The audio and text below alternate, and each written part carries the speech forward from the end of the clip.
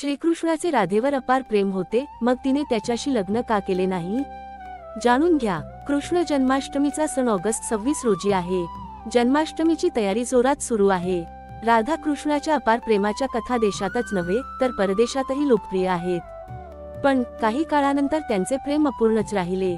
यंदा कृष्ण जन्माष्टमीचा सण ऑगस्ट 26 रोजी आहे.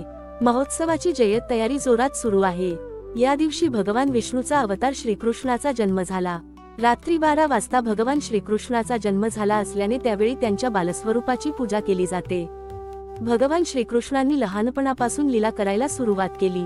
असे चमत्कार दाखवून कृष्ण आणि राधा दोघेही बालपणीच एकमेकांच्या प्रेमात पडले. त्यांच्या अफाट प्रेमाच्या कहाण्या देशातच नव्हे तर परदेशातही लोकप्रिय आहेत. पण काही काळानंतर त्यांचे प्रेम अपूर्णच राहिले.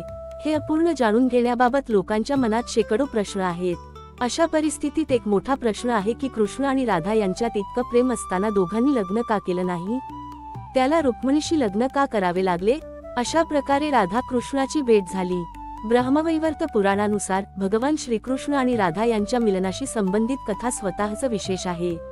असे म्हणतात की एकदा नंदबाबा श्रीकृष्णासोबत बाजारात गेले होते. त्याच क्षणी त्याला राधा दिसली. राधेचे सौंदर्य आणि अलौकिक सौंदर्य पाहून श्रीकृष्ण तिच्यावर मोहित झाले.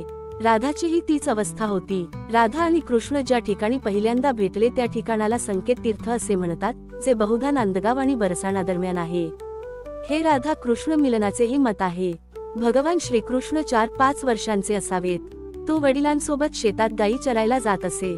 एके दिवशी अचानक मुसळधार पाऊस पडला आणि भगवान श्रीकृष्ण रडू लागले.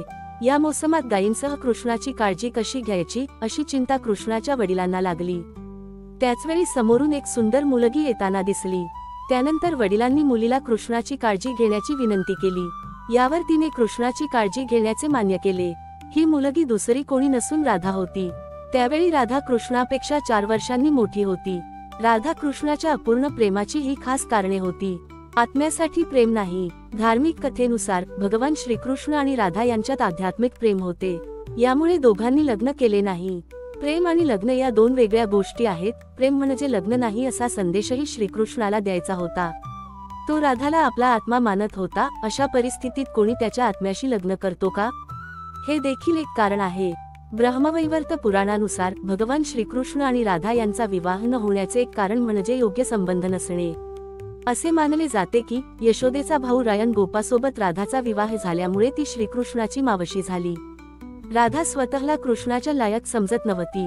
पौराणिक कथांनुसार राधा स्वतःला कृष्णाच्या लायक समजत नव्हती. त्यामुळे प्रेमात असूनही कृष्णाशी लग्न न करण्याच्या निर्णयावर ती ठाम राहिली. याच कारणामुळे दोघांनीही लग्न केले नाही. राधा रुक्मिणी हे देवीचे रूप होते.